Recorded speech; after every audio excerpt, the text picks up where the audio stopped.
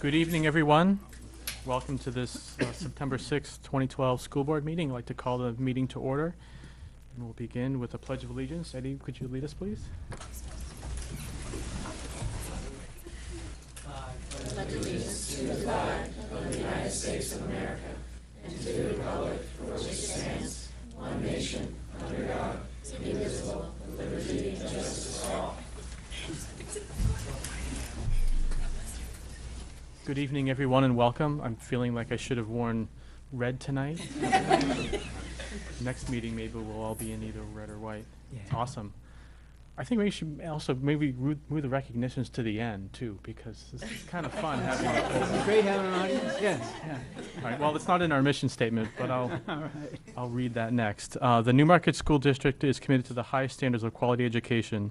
We ensure a safe and successful learning community. We embrace diversity and respond to the social, emotional, intellectual, and physical needs of every child. We strive to work with a broader community to ensure that students develop lifelong skills, enabling them to be contributing and productive members of society. So again, welcome everyone. This is the spot in our agenda where we take time to recognize various folks, and tonight it's the captains of the fall sports teams. So meet you, Yes. Dr. Hayes, at the podium, and we'll go on.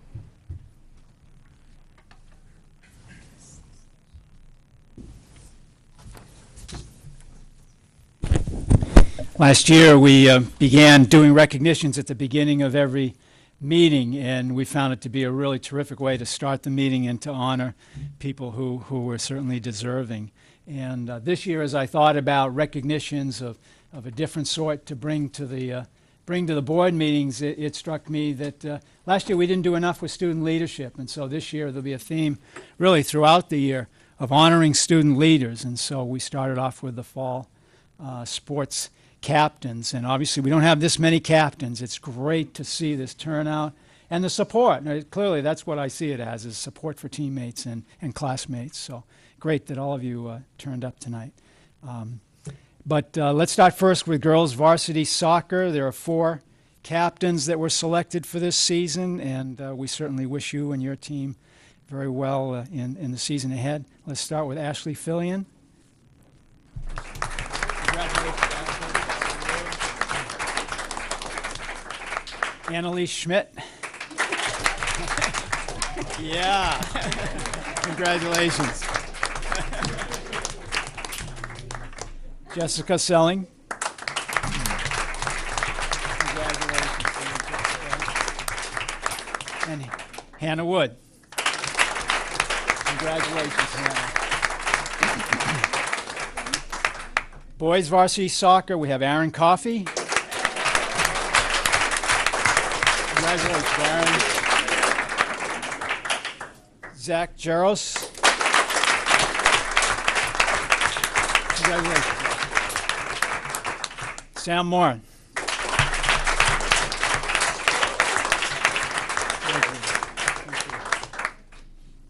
Cross country, Kaylee Kiefaber.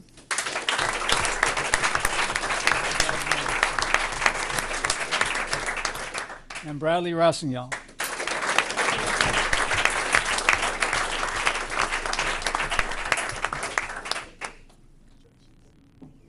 Just one last comment. Last year, I know that the school is at least in the running. I don't think it's been totally announced yet, but the Sportsmanship Award, NHIAA, which is something that I can tell you this school board and I take with great pride, because it just says so much about you as people as well, and student athletes, as well as even more so than wins and losses. And so for that, any of you that had a role in that last year, you're all student leaders, and you send such a strong message about the kind of community and school that we have here in Newmarket. So I want to thank you all for anything you had to adding to that achievement last year, and hope it's another terrific year for all of your teams. What we do now is as a school board, we take a 5-minute recess in our meetings so that board members can get to greet and congratulate you folks individually, and then give you a chance to gracefully exit, unless you want to stick around till about 9:30. So we'll take a 5-minute recess. There you go.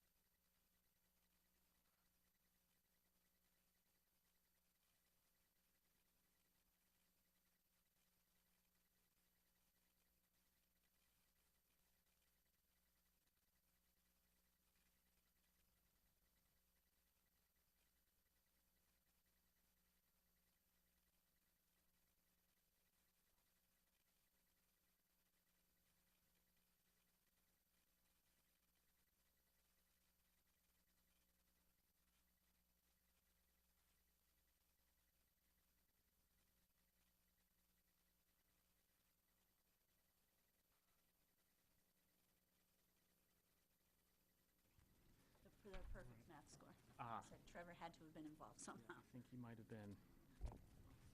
All right, hopefully we've got audio again, and we're back in business. So,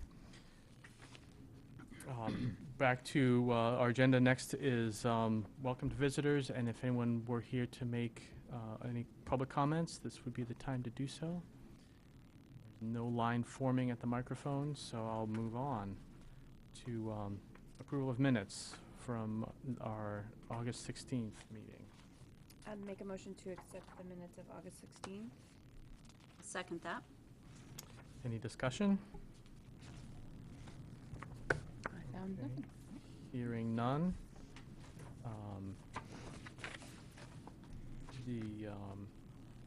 We had just a limited group so Yep. that right. there'll only be the three of us that were the quorum that can Yep. vote. So all those in favor signify by saying aye. Aye. Opposed? And 2 noted abstentions. Okay. And next we have committee reports. Eddie, you're listed first tonight. All right. 3 major things I want to talk about. The school started off with block scheduling this year, and so far I enjoy it. But there's for the first couple of weeks, there's a lot of homework, so that's why I'll be leaving after my report. So I hope everybody has a nice night after that. On September 14th, there will be picture day, so everybody can get dressed up and go into that yearbook thing. And on September 29th will be the beginning of homecoming week for the high school. So a lot of fun activities and a lot of good cheer. Our theme this year is musicals, so that should be fun. interesting. So each class will get a different musical? Different musical, yeah. Oh, Do you know what yours is yet? Wizard of Oz. Oh, so that's we're a going to good have a one. lot of fun with that. Someone That's has a good- Grease, I think. And then has Mary Poppins. Mary Poppins. Yeah. It's gonna be interesting. That'll be cute. sounds good. Any other questions for Eddie before he hits the road?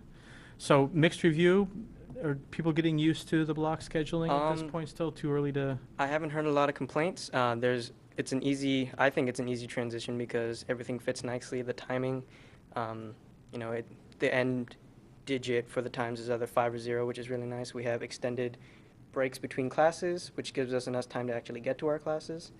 And everything seems to go by faster during the day because there's only 4 classes. But yeah, I like it. Good. So, Excellent. all right. All right. Thanks very much. So long, everyone. Bye-bye. See ya. Okay. Jim, would you like to give us your superintendent's report highlights? Yeah, I just have a couple, 2 or 3 comments here out of the report that I gave you. Some of it is just background to things that are coming up later on. First of all, again, the recognitions. I mean, it was terrific to get student leaders here, and we'll be doing that throughout the year. There'll be plenty of opportunities for others to be here. One item that's on the agenda that I learned just before our meeting that it won't be able to be shown.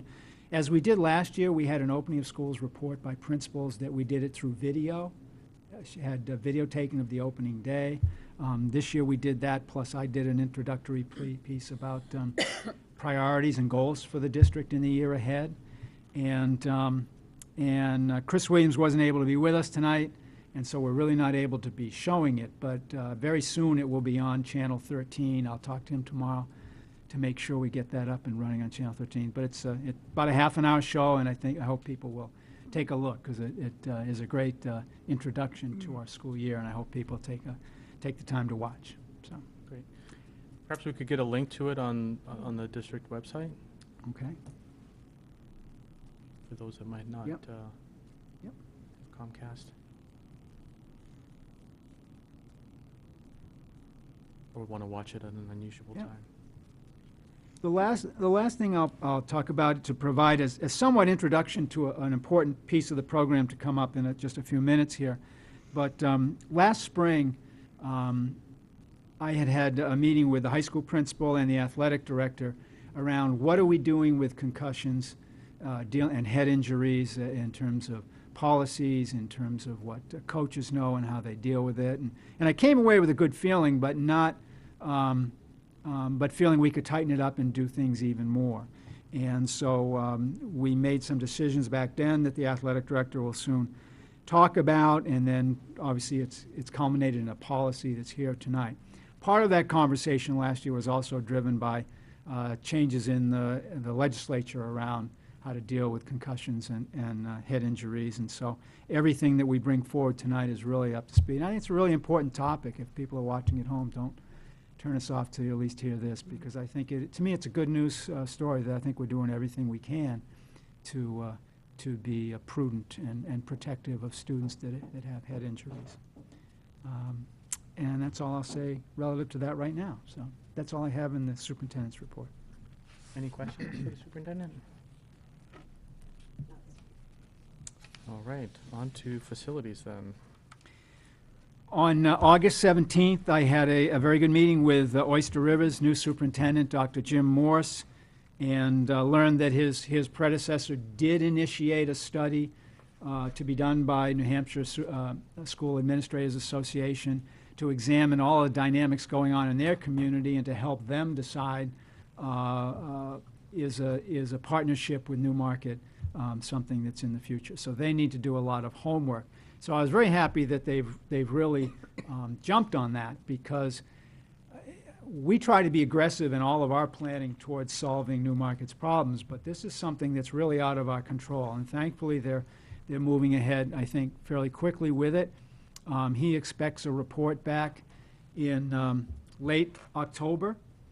One of the things that he felt was important was to write a letter from our school board expressing formally the interest in exploring this. And in your correspondence, you'll see that there's a letter that Cliff had provided. And so we're in some regular communication on this, and it's going to be some discussions with them that may become public through what's happening in Durham.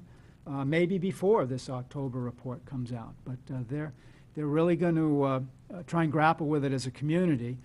Our long-range view had been to see if we could advance things fast enough so that come time to preparing a warrant, if there were items that needed to be on either our warrant or their warrant, that we'd be ready to do that in December. So that's the game plan that we're on, and both of us are eager to try and make that happen.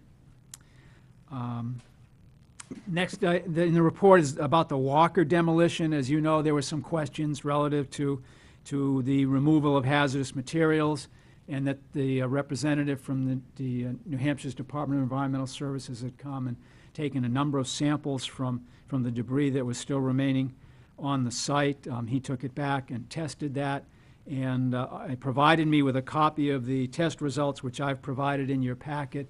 And as you can see, it looks like he tested at least looks like about 10 or so different samples, and all of them, in terms of asbestos, came back with none detected. So I called him once I got this and spoke with him, and he said that as far as he was concerned, this was thorough enough, and that there's nothing more that they intend to do relative to investigating this site, and that he didn't feel there was anything more that we needed to do either.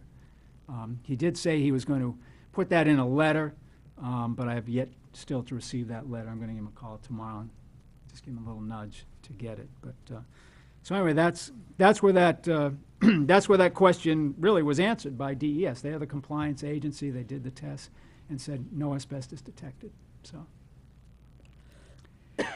Is it common for them to come to the site and take those samples? No, it's not. No, you know, again, somebody made a complaint or raised questions with him, and so that prompted him to do that. Typically, though, there are reports that are submitted to DES by the contractors that get involved in this, and they review those tests and those reports, and if there are any questions, then obviously they question it. But in this instance, he felt motivated to come and take samples from what was there, just to be absolutely certain. And so how is the result of the test going to be conveyed to that person or persons that had? I've written a letter and sent a letter off, you know, and encouraged them to continue to, you know, if he still has issues, come and meet with me. You know, frankly, I don't like doing business on Facebook. I've Oh, I really, didn't know that's how that. yeah, there was too much on Okay. Facebook, and really is not the venue to really have a good dialogue and really answer questions. And no one's trying to duck any questions, and so I've invited that person to come and meet with me if he's still, because I sent a copy of this report to him. And would it be, does it rise to the level where we should include it on our facilities portion on the website, where the letter confirming that, I don't know. I just Yeah, I think the don't- more information that's always out there. for I agree. people. I think I'm not sure, but I think I put the data up there. I don't know. I haven't- We did I asked you to put the ceiling stuff up I put there. the ceiling thing, I don't that's what it think, was. so put the. I don't mind putting the data up there, and as soon as I get the letter, I would as well. Yeah, Thank you. good suggestion. I know I talked and you'd said that you were gonna send this person the letter once we get it Okay. too, so he Yeah, knows that, yeah. Sure. in fact, there was follow-up done. Because if there's one person with a concern, Yeah. we can assume that there are Right. others. We want to make Right. sure that people have the proper information, Right. that they're not worried that there's a safety concern. And if people go looking for this, then we have these drop-down menus. One under SAU gets you directly to facilities, and then you go to key documents. And key documents has all the documents that we've done relative to anything with facilities, and all of this will be in an appropriate section there. People will find it once I get that done. Okay. Things can also be found, sorry to interrupt before you go on, by, there's a search box on the website, and you can do a keyword search Okay, on the website, so type in asbestos, and you find it. and I'm sure that would drill into, you know, it'll return whatever 10 Okay, documents that go where that comes up, so. Right. okay. High school design, I put something in writing to you, but I've got something that's more of an update on that. We finalized, myself, the principal, and the architects finalized today the changes to the schematic design for the new construction project. Remember, we'd already done it for the addition renovation. The cost estimator is nearly complete doing a cost estimate for the addition renovation. And then we'll shift now that we've finalized the new construction project, we'll shift over to that and work on that cost estimate. So we're still looking at somewhere towards the end of this month as having cost estimates for both. Phase 2 fire and life safety work at the junior senior high school at Kelly's request. I put forward the letter. When we have done these projects, both last spring and this summer, there are these periodic progress memos that come out so that everybody is kept in the loop. And by everybody, it's not just contractors and owners, it's also fire officials, both local and state, and the SFC engineering firm, so that everybody's on the same page as to where we are. So again, what I have put on the website is the final memo that shows that the work has been completed, closed it out. It gives a good description of what work was done. If you take a look at the video that I mentioned, as Chris took people on a tour of the school, he actually took them to the places where the work was done and pointed it all out to them. So. Lastly, and this is to me not a good news thing, is that Ed Murdo, who is just a crucial person in terms of school building aid and as well as school approval process, really has a long history there, has retired. And he did it in short notice. I don't think anybody anticipated, and he just retired as of August 30th. And so there's a real void up there. And from what I was told in a meeting today, the hiring process is not as simple as what we would do if we had a key person leave. There's a multi-step layer of approvals that they have to go through at the state level to justify refilling that position. So I'm concerned that may take time, and that may interfere with defining school building aid regulations, which we don't fully understand yet. Although I was told this morning that he did complete his draft of those regulations before he left. But again, there's a process with the legislature to finalize all of those. So I hope it doesn't delay things on that. We need to know as soon as possible. But that was really a bad news thing, because he knew a lot about school buildings and designs, and certainly knew a lot about Newmarket and its problems, too. So there's no one in an interim role? There are two people that worked out of his office. A fellow, God, I'm gonna blank on his last name, but Bernie, who is part-time, who also understands how to read drawings and understands construction process. So he'll be valuable. And then there's another assistant who works in there, and I'm not sure, but I think she's more the school approval side of things. You know, approving that all the schools meet the standards for approved schools and so forth, so, because he had a dual role in his office. So there's some help there, and, you know, DOE is certainly in a mode of everybody pitching in to help one another, but it's a big shoes to fill. Mhm. Will be. And that's all I have for facilities. Questions on those topics or other facilities? I just had a, one question and one comment. That's okay. Just on the first one where it's tuition talks with Oyster River Cooperative School District, and it says, at this point, all options are on the table, and I'm just gonna continue to restate this until you tell me it's definitely not an option, Yes, but right. always be thinking of that merger opportunity, like just having a voting board member at that table when the talks are going along. And Yeah, I just want to yeah, strongly let me push and let me advocate elaborate on for that. I'm that. glad you brought that up, Okay. because we did certainly talk about Okay. that. And by all options, it was 9 through 12, 6 through 12. It was tuition agreement, being part of their cooperative school district, and so all those things are out there. Okay. And we're looking at them. Today, for example, we had communication. I emailed them the draft of the tuition agreement that we had been talking with Epping about. So they're working on it. But so it's not a narrow 9 through 12 Okay. tuition agreement. It's like anything and everything that might work. Okay, for that makes us. me feel better. Yeah. And then just reiterating your concern for the change at DOE, and is there anything that we can do as a board or the community could do to respectfully but aggressively push this? Like, I don't want Newmarket not being remembered. Yes. Yeah, I know. And I don't know if there's anything that we can do to help. I'm not in the process necessarily, but just advocate for the importance of that position. I don't know. Just a thought. I think right now, let's wait and see. Okay. Because the promise had been that by the end of September, the regulations would be completed. And so All right. if they stay on schedule, then that's a good sign. Okay, But okay. if not, then good suggestion. All right. Yeah.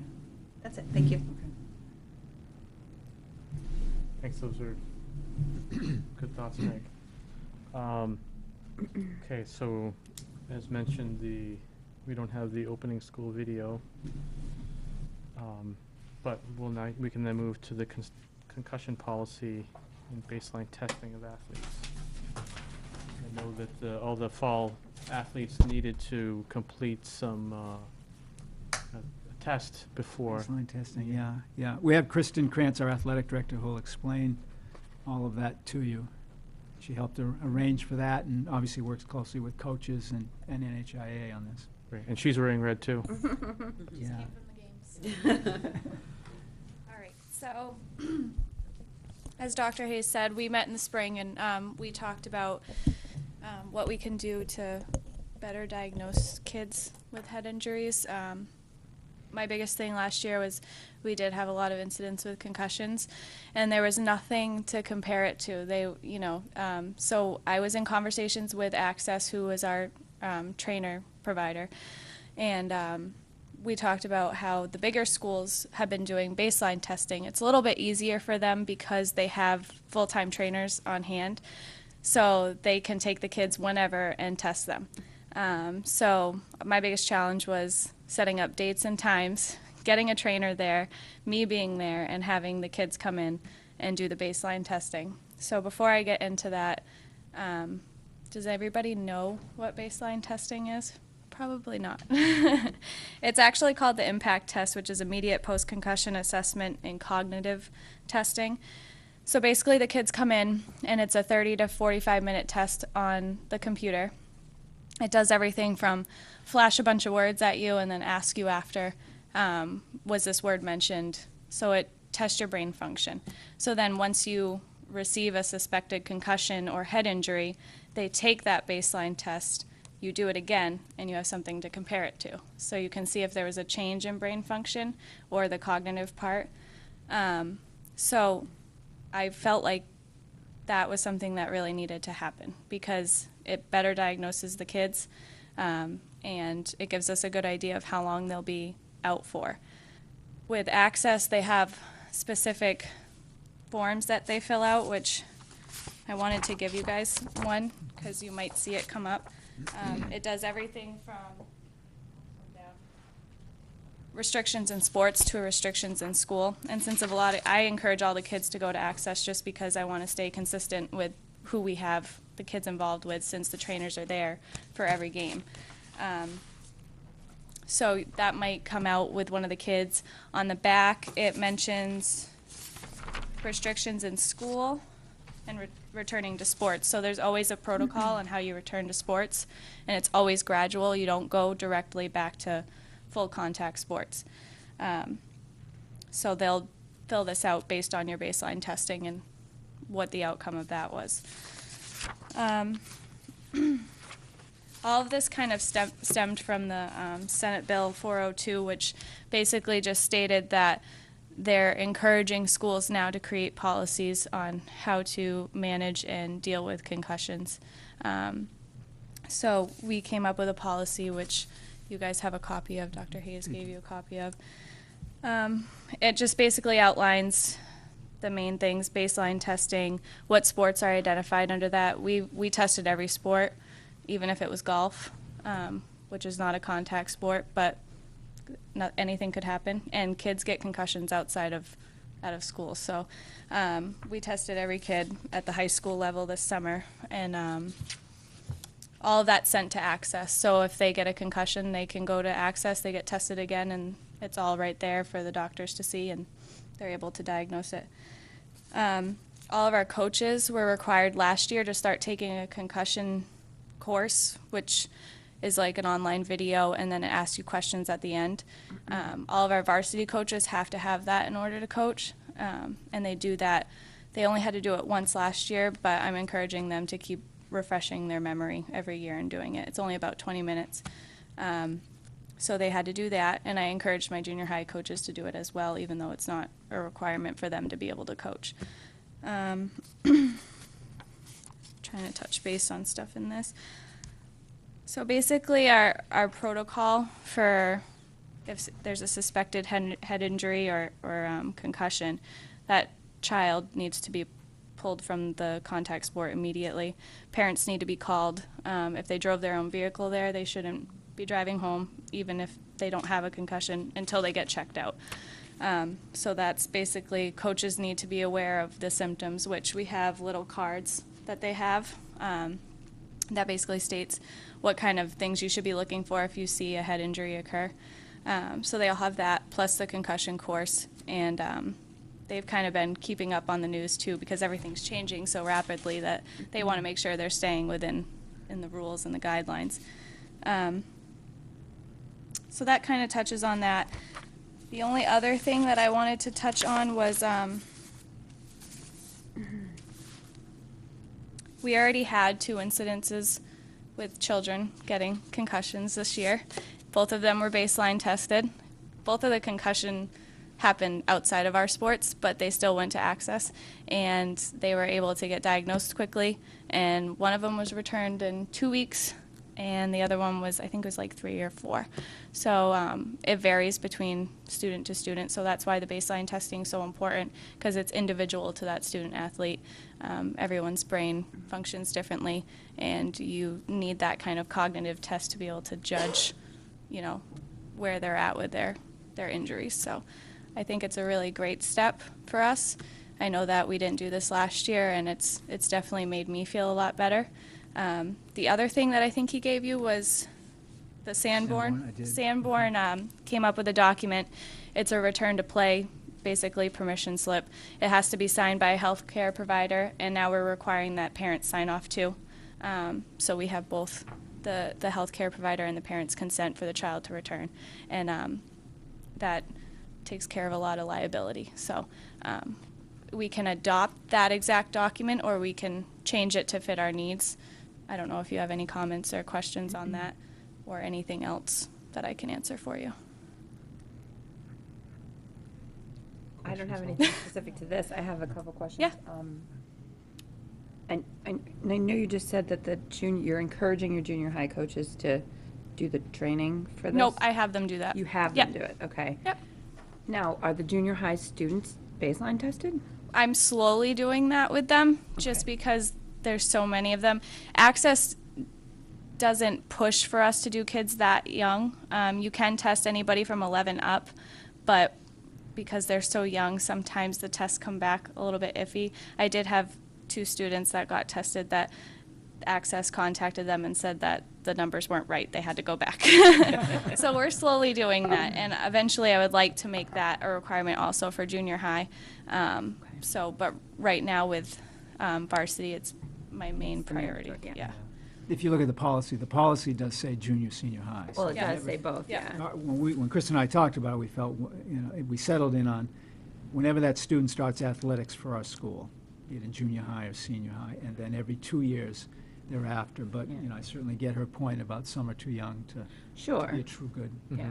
baseline. Junior high kids do play pretty, And with Pretty all of our physical, technology though. changing over this year and the computer issues, it was hard enough for me to get all the varsity kids in there. So right now I'm doing junior high kids as I can get them.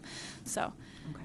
we'll So be we should- pushing for that more in the winter once all the technology stuff's down and I can finally get 24 computers to have kids sit down and do it. Because that's the biggest thing, is to make sure that they're doing it with me or a trainer, because they can't be distracted, they can't be talking, it has to be silent. So, and with junior high kids, it's a little more That's difficult. not always easy, yeah. So, it's very important that they do it with us and not at home or things like that, so.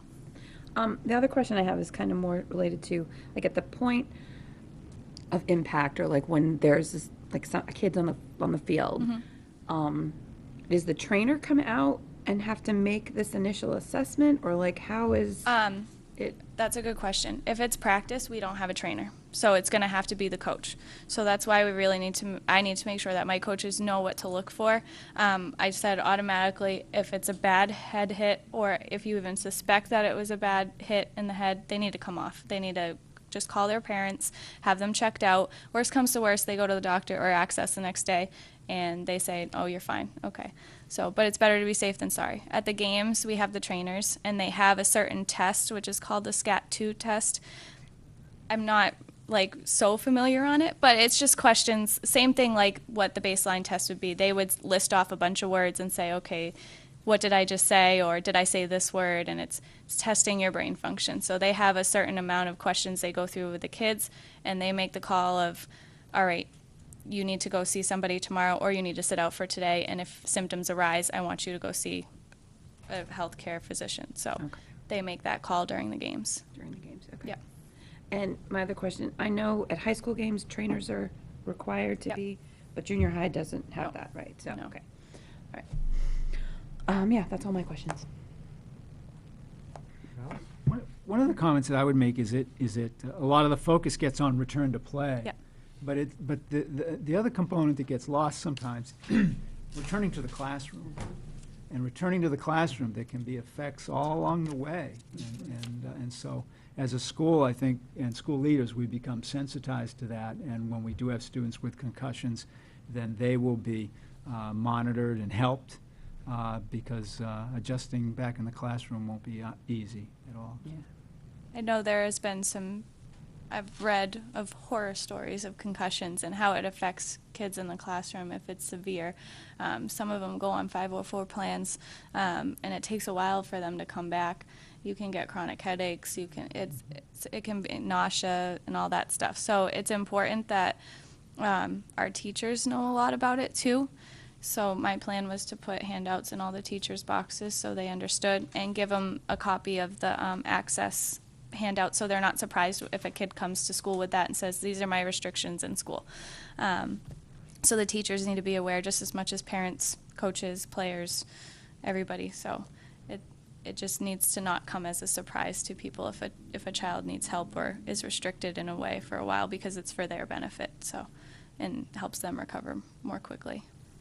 Kristen, one of the things you didn't comment about, we have at the beginning of each season parent meetings. Yep. And is some of this shared with them at that Yep. time as well? Yep. Okay. I have one more thing I just thought of, and it's not really related to concussions, but it is kind of related to sports and coaches.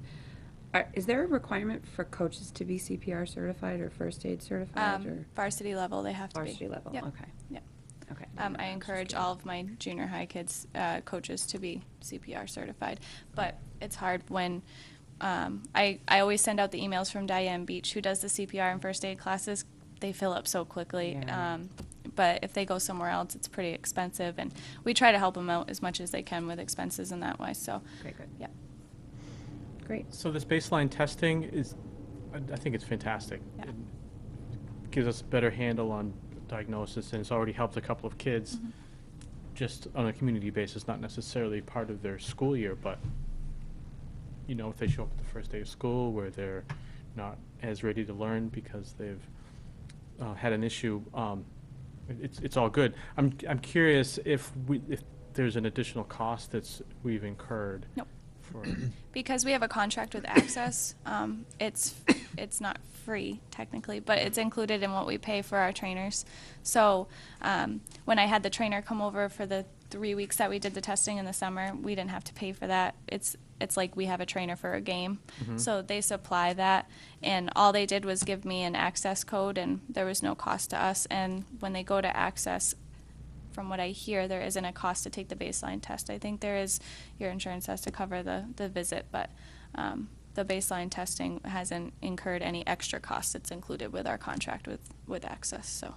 Right. So if a student is injured and they go to Access, They could they're- even do the baseline they're test in- at the school with me or the school nurse. Mhm. They don't have to go to Access, but I encourage them to, because it's important to see the doctor. And once they do that baseline test, they need to go there anyways to get the diagnosis. I can't decipher the test or anything like that for them, but yeah, so. That's great. It's a lot of comfort in Yes. knowing that program's there, and I love the paperwork piece such Yep. that Yeah. there's follow through, and as we were talking about other things earlier, it's a way of making sure all parties are informed. Yep. Yep. So, super. Thanks for that. Any other Oh, questions? I Chad. got one quick question. Is there a history where you can draw a line how all these concussions all of a sudden are coming about in high school level? I just think it's becoming more recognizable now, especially after the big deal with the NFL a few years ago and all of that. I think it started being looked at more at the high school level. I remember when I was in school playing sports, I really didn't even know what a concussion was. It wasn't wide known. I think now we're coming out with ways to test it, and we're seeing the after effects of it, and it's a lot more serious than what people used to think about it. So I think there might have been a correlation between injuries or severe injuries that the NHIA, or they're going off the NFHS, National Federation of High Schools, which is what we get all of we try to follow their rules through the NHIA, and it was first recognized by them. So I just think it's been more prominent lately, and it's becoming more of an attention grabber. So. And it was remember that law conference you and I went to last year together? It was like the keynote in the beginning. Yeah. Right. It was really big in how schools are responding more appropriately to concussions and injuries. So It's been a big topic at, Yeah. at conferences at the NHIA too. Pretty much every conference I hear something about it. So. yeah, scary. Good to raise awareness, though. Glad we're protected now to a certain extent, so Yes. thank you Right. for that. Yes. Thank you. Thanks, Kristen. Thanks. Thank you. Okay.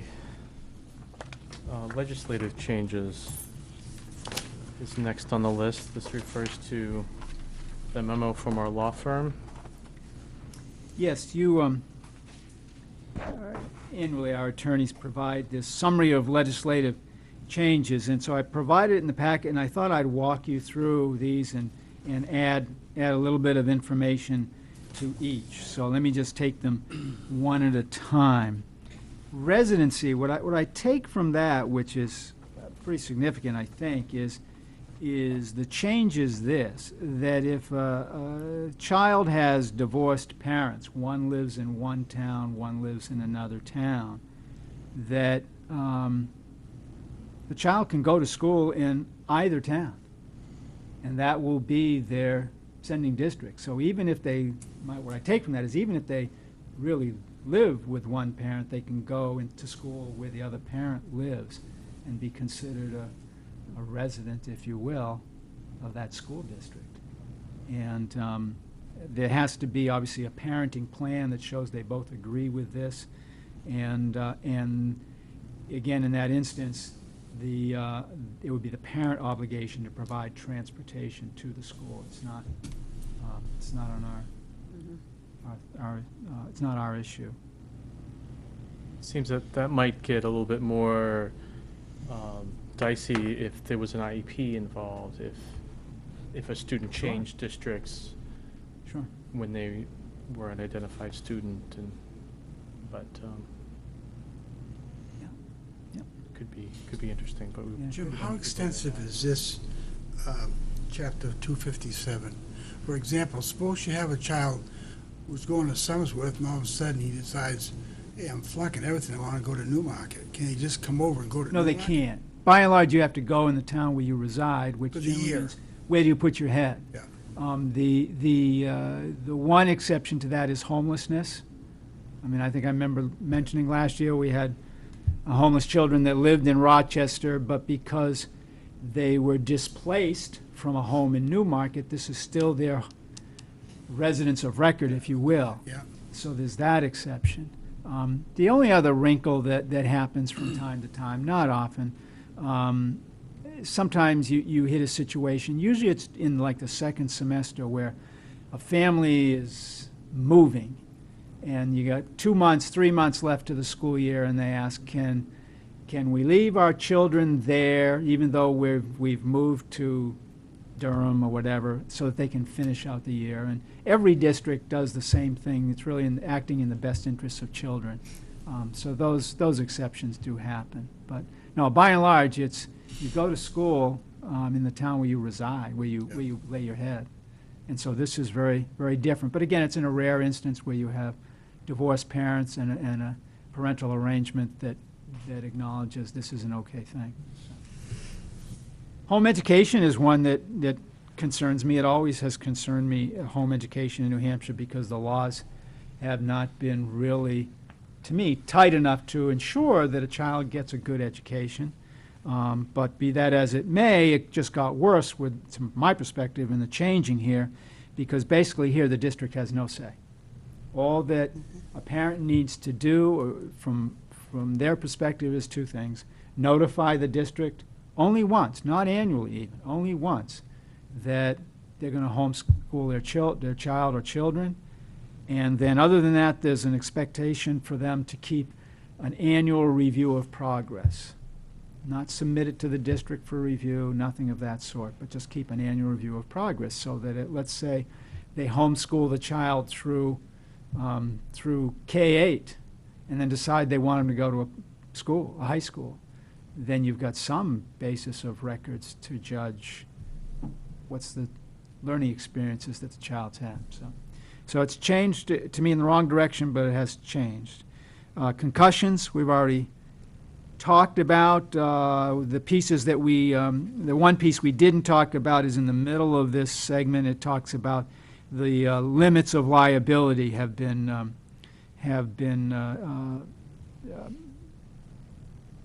the statute does provide limits for the liability for any civil damages for any person who authorizes a student to play when they shouldn't, and so forth. And obviously it encourages school boards to develop guidelines and other pertinent information and forms. I'm surprised it doesn't require it, but it only encourages it, so we're doing it anyway. Average daily membership.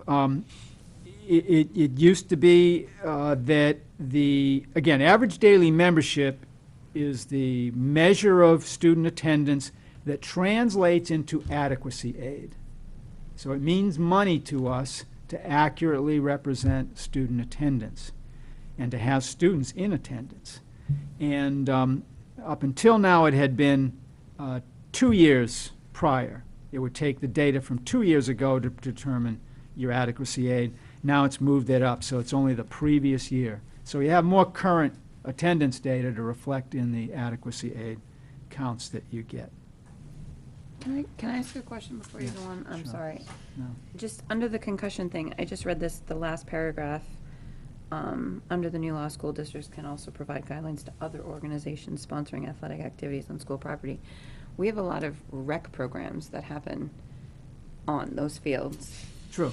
So would it be difficult for her to give this information, not require it by any means, but Yeah, I like think we can share that with them. provide it, because, you know, it, Here's our policies and here's what we do. yeah, because Yeah. there are a lot of, I know a lot of them are parental coaches and people that just step up and do it, but Right. it wouldn't be a bad thing to provide that information in like a Yep. 360-degree view, because some of those kids don't necessarily play for the school, but, you know, they Right. play for the community, Right. so. Good suggestion. Okay.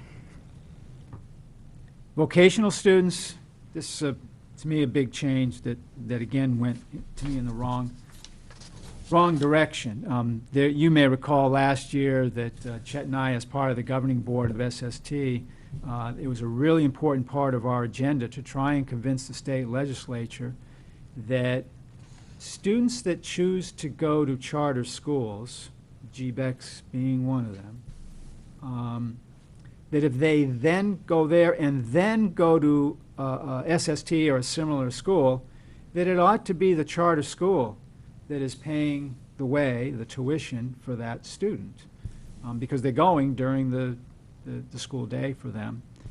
And although there was some support and hope for that, it actually went the other way around.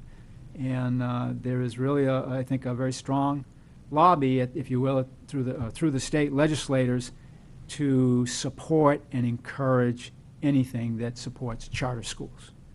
And so the reverse happened. It defined that that wherever the student resides, that we are the sending district.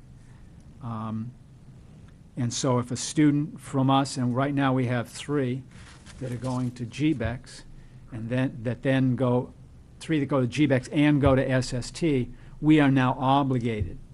Up until last year, out of goodwill and support for kids, you may recall, we still paid their tuition. Then last year, in support of the SST governing board, we said, no, we're not going to pay it anymore to try and force this issue. Now the law says we have to pay it.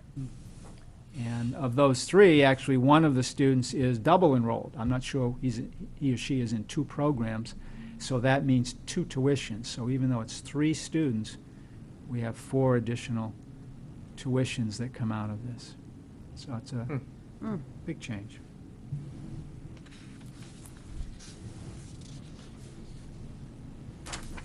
Education tax credits. This change establishes an 85% education tax credit against the business profits and the business enterprise tax for contributions to scholarship organizations that award scholarships to defray the educational expenses of students attending a non-public school, a public school outside the pupil's resident district, or for limited home education expenses. Again, it's supporting alternative education, alternatives to public school. And if I read that second paragraph properly, it translates into loss of adequacy aid eventually to the district.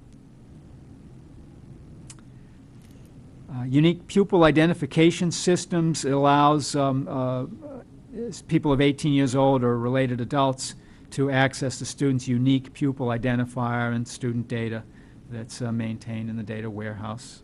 That doesn't sound to me like a big deal. Chartered public school special education services. First sentence, it has always really been the case. A student's resident district is responsible. No, it's not. A student's resident district is responsible for funding and educational decision-making for special education students in chartered public schools, not in charter schools. And I can tell you that our own special ed director was really a terrific advocate against this kind of language, because we were dealing with a situation that that was going to be very difficult and expensive for us, and just didn't feel it was right. It's as if it's a unilateral placement where a family can go and place a child in a charter school and then expect the district to be the ones to deal with the special education situation and expenses, even though the least restrictive environment could be the public schools. And the best place for them to deal with those special ed needs is in the public school.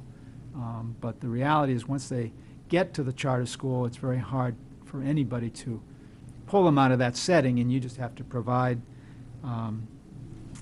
the resources for their education. Now, what I understand is happening is that some of these elements of this law change still aren't really defined well in regulations, and that the DOE is being asked to give clarification on them.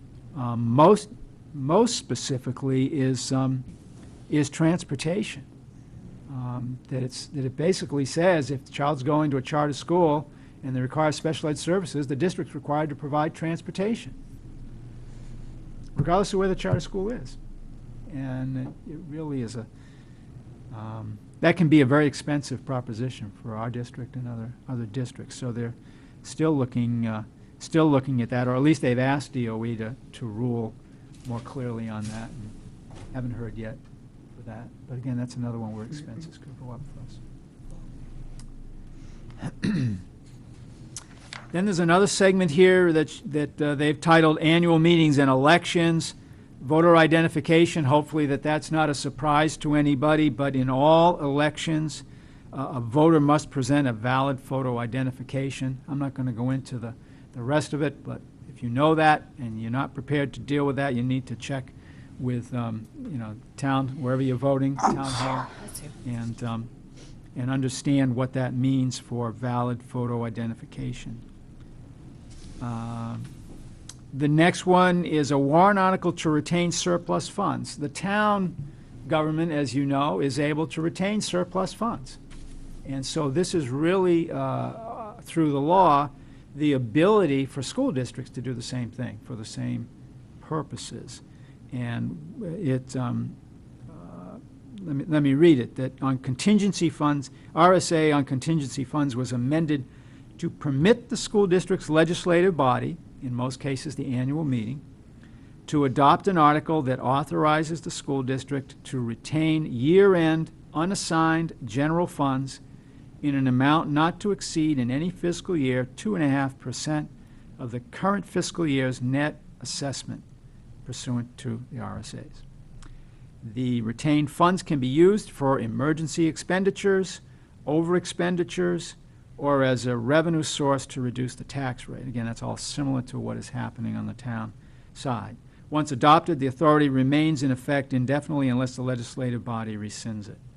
So this is a potential item that we'll be discussing probably in December as we start putting together our warrant, whether it's something you want to put on the warrant or not. To me, it seems like a good opportunity. It certainly is good for the town to help them get through certain rough circumstances or to balance out tax rate. And so Go ahead, I'm sorry. this would potentially replace the setting aside 40% for as we've this done into fund trust or- funds, yeah. right. I mean, we may still put money into trust funds, but anything that doesn't, that's left over, can be put into this, up to 2.5% into this, this surplus fund. So it would be retained by the district, Yes, because typically we always have to give back at the end. that's right. So this kind of changes That's right. that. It does change that. So again, it'll be a good community debate as to which is more valuable. Yeah. So. In my, when I was reviewing this packet, my cynical side came out because I sort of laughed at this one, thinking, what surplus? After all of True, these I know. new state changes that, with local control comes unexpected local expenses. And if you read most of these, we're not prepared for a lot of these changes. So I was like, I what know. surplus? There won't be We're gonna any. I wonder where And I those tried to days remain are. positive, and I said, maybe this could be a positive thing. Certainly we will try. But Well, I mean, the purpose of some of those trust accounts, at least in philosophy, gives you the ability to budget tighter. Yes. So that, you know that, well, if you are close, you can, Go there. Right. yeah. Well, example this year, in a few minutes, when Christine talks about the trust funds, we used some monies out of the special ed trust fund, and it wasn't our intention to do that, but special ed was more costly than we thought, and we felt we needed to do that in order to achieve the balanced budget. So we did that, Mm-hmm. but it also helped that we had that over expenditure in special ed that made it a natural to tap into that Mm-hmm. that fund, whereas it could be absolutely something else. I don't want to say it because I don't want to jinx anything. Right? So, Say no more then. okay. The next one at the bottom of page 5, tax impact statements. It just allows the school district meeting to approve a warrant article if it has a financial tax impact, to actually state that what your estimated tax impact is. We've done that, at least in my People are time. gonna like that. They've been. Yeah, people tend to avoid, I think in the past, the advice was avoid doing that because it is only an estimate. And we, not as a exact, it's yeah. not exact, and some people may take it as exact. But when we've put out our promotional information, we do put it out to the public and say that this is our estimate. Here now it would allow, and I believe the same language has gone forth in town government to do the same Yeah. thing, so. Mm-hmm. This came up at the budget committee meeting, and, obviously, they're very much for us doing this, and have asked that both the town, that Gary bring it to the town council, and that I bring it here to encourage us to put out a warrant, because we have to put out a warrant article to ask the town if they want us to do that going forward. So next year, on March's warrant, we cannot put those increases in. We have to have We it can only approved put in a first. warrant article saying, do Right. you want us to do that going forward? Right. So the budget committee is encouraging both boards to place such warrant articles on our Yeah. ballots, so. So if, hypothetically speaking, we put the warrant on and it did pass, then people could expect that their actual ballots would be allowed to have the tax impact on them now. Is that correct? They would, Following year, not Following this year, coming, but the right. following, which is what a Correct. lot of people have asked for in the past anyways. Okay. and we've been generating those numbers, and Right. Include them in in handouts. credit to your predecessors, pressure's on, we've done a remarkably good job of estimating them accurately. Yes, That if yes. this passes, this will be the tax impact. So, it's just a matter of, it's not just on the handout that we talk about at the deliberative session and is otherwise available in the community, it's right on the ballot. Right, right. So- And so we what have to it- understand that there's some variation. What it says is that if you're going to pave Bay Road, then you're gonna pave Bay Road with that money. That's what they're really saying, right? You Well- have to state that in a Well, let's goal. suppose they have that as a warrant, and then they say, and if you vote for this, your taxes will go up .27. Yes, you but know, it'll be a goal. 27 It'll be a cents. goal, and you'll have to Right. do it that way. Yeah, but I think we all have to recognize and keep saying that 27 cents in that example Yeah. is an estimate. Hopefully, it's a very good estimate, but it's an estimate. Yeah.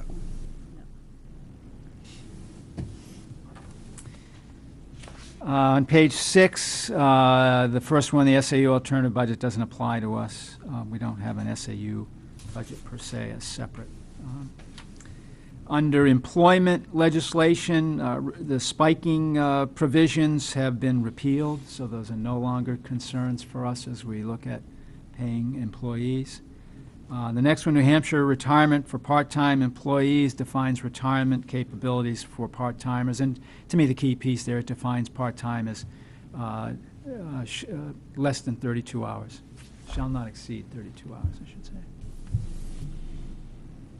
Definition of an independent contractor, frankly, I don't have enough information on that. It talks about 12 factors for defining it, and I really have no sense of what that is.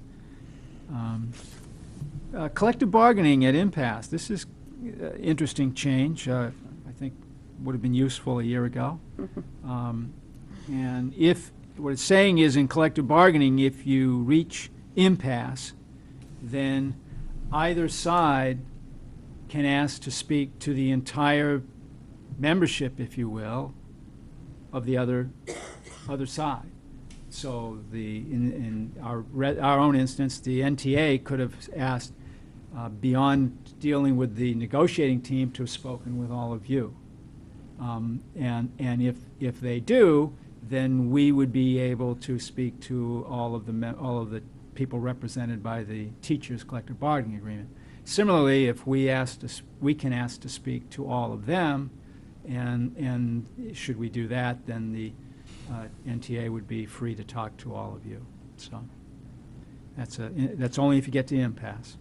Hopefully, we won't even see that this year. Other post-employment benefit trusts, boy, we did a little digging on what this means, and I'm still a little bit lost of what it means. It's about deferred compensation, nothing that we do right now, and I don't know if you want to add anything more to it, but I didn't fully understand what this was about. I would concur with that. Yeah, yeah. So, on page 8, the right to know law. It has Chapter 206. It has amended the remedies that courts may impose for right to know law violations. So apparently the law had specific remedies identified, and here it's amended those, and it gives you some of the dollar penalties it talks about in this. Building aid really already talked about this, and again, I'm hopeful that we'll see much more in terms of the actual regulations before the end of the month. And then lastly, on page 9, Cooperative School Board obviously does not apply.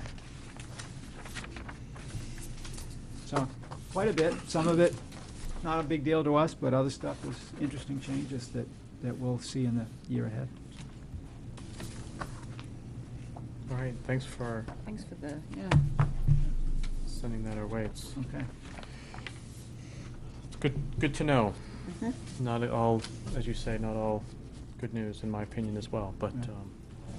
good to hear. Any final questions on that piece? Chet? Nope, all set. Okay, correspondence. Yep. In order here, you've got the project memo that I've already mentioned, the completion of the fire and life safety work this summer. And that's followed by the letter to the Oyster River Cooperative School District. It was nice to see, before we move along too far, the letters, nice to see the SFC, I believe it was, summary of all of that, and then from a principal at the engineering firm Right. to basically affirm that from that perspective at that level of that organization. It's nice to Yeah, to have the accountability at that level. You know, again, there's a lot of scrutiny. As an example, when the potential ceiling collapse situation that we were dealing with, there was a great deal of interest from a variety of agencies in how we did this, and so there's a lot of scrutiny. And so it was back then that they developed this scheme of these progress memos that kept everybody informed and made sure that if anybody wasn't happy along the way, then they should speak up along the way. And so it made for a very smooth process, and it did again this summer as well. Good.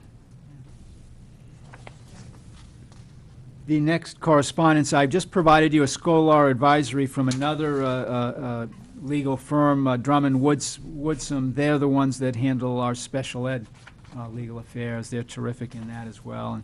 And there's obviously the first article that they have here is on concussions, and they have other articles here as well that you may find interesting, but I wasn't going to walk you through all of these. It's just for your reading pleasure. And are these articles discussed at your administrative cabinet at all, like the special can ed? Jean be. must get the special ed ones and the technology person. Yes, yeah. I thought they were really Yeah. helpful and made me think of different things, like in the technology area. I was like, oh yeah, have thought of that. You know, I They thought really it was are. helpful. They really are. We got one the other day that at some point we'll share it to you when we fully digest it, but the Affordable Care Act and the implications it has for our employees and then ultimately our budget, you know, some of those pieces are going into effect, and so we need to plan or negotiate with bargaining units or put things in place.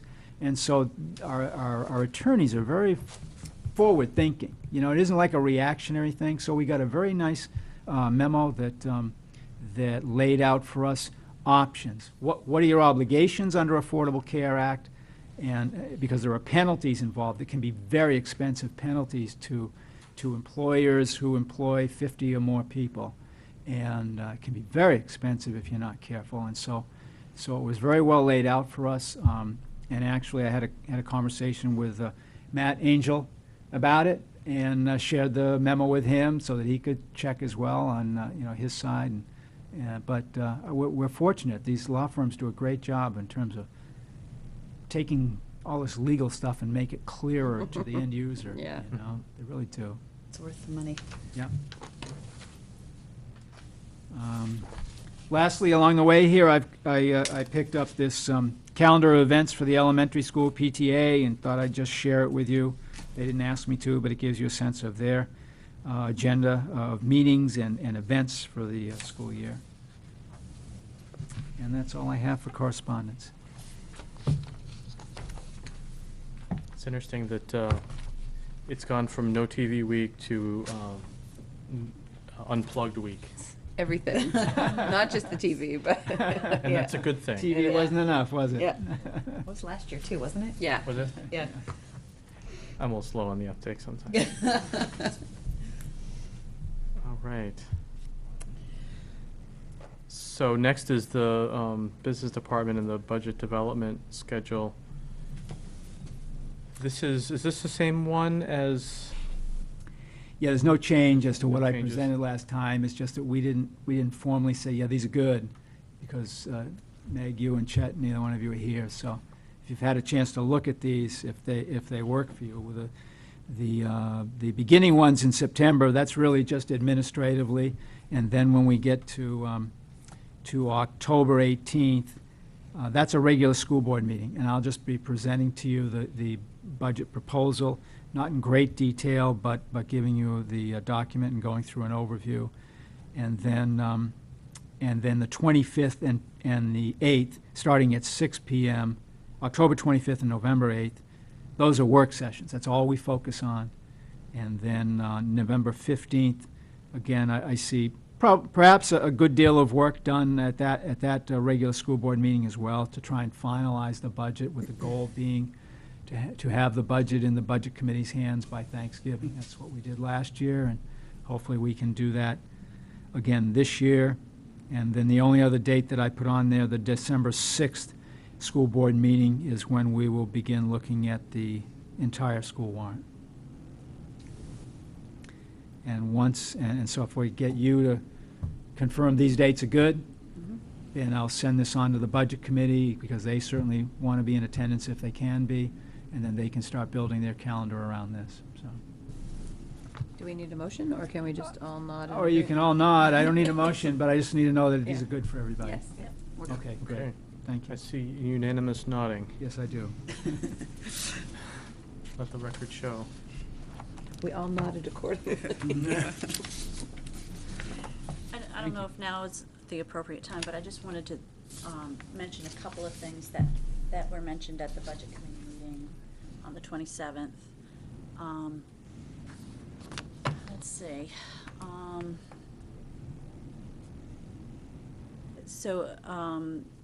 The feedback that we got from the Budget Committee, one of the things that they said was, you know, pretty much everything that they said last year is pretty much, you know, they're feeling the same way, that they really feel like the contract language needs to be cleaned up. So we need to continue to work on that. And the same issues that they had last year, they have this year, and they want us to just continue to work on that. Let's see. There was a lot of discussion about looking at health insurance, and you know, we let them know that we did put out RFPs to get bids from the different insurance vendors, and we are working on that. The health insurance committee committee has met, and so we are working on that process, and we will share information with you and with the budget committee as we get it. There was quite a bit of agreement on the budget committee that they felt that there needs to be a consistency between what the town employees pay versus what the school employees pay. So, I mean, I think in a nutshell, one of them said, you know, if the town employees are paying, the example is if town employees are paying 20% of healthcare premiums, he felt that the school should move toward that direction too. He did say, you know, in things like the level of sick days and buyouts, everyone should kind of have the same package, you know, that works for the town. So, but there was recognition that that's not something that could maybe happen in one contract cycle, but wanted to make it clear that that was where generally the budget committee is coming from, is that they want to see consistency. There was also, Mr. Porterato was in attendance that evening and basically said the same things, that he really wants to see the language in the contract cleaned up, and that he wants to see that consistency as well. So I just wanted to share that with you because I know you guys weren't able to be there that night. Great. Thanks. Any questions for Linda on the budget committee side of things while we're kind of on that side? Do you know when the next budget committee meeting is? Let me see.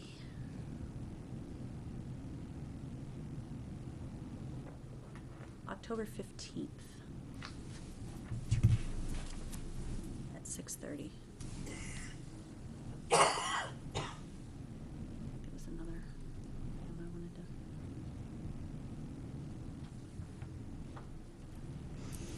There's something else? I'm looking through my notes. I'm sorry. You can come back. Okay. You said October 15th? Yep. They did also ask for a tour of the buildings, and I don't know if you saw, but Jim has set that up so that. Yeah, and please confirm with me, you know, frankly, I've only heard from 2 budget committee members. Okay, I'll check. So it's not I'll check. a big return for Do you remember the investing dates time. or no? I think it was September 25th, and my recollection was 6:30 tour the elementary school, and then 7:30 tour the junior-senior high school, and that if people were interested in touring during the school day, they should let me know, and we'll try and arrange something on the same day, though. Mhm.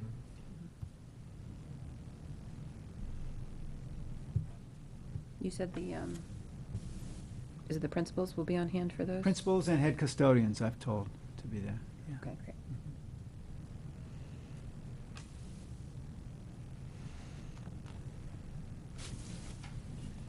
Okay. Can I Status? can I ask one quick question that's bothering me? Just about the budget committee information you just said, Linda. I'm trying to get my head around, contractual negotiations are so complicated. And how do we move in the direction that the district feels we need to support our mission statement and our kids? Also meeting the town needs, and then conveying that to the budget committee and the community, so that they know we're acting in good faith, you know, instead of just saying, oh, we tried, Yeah, it's a tough kind of balancing act, because, you know, when you're negotiating, you really can't discuss right.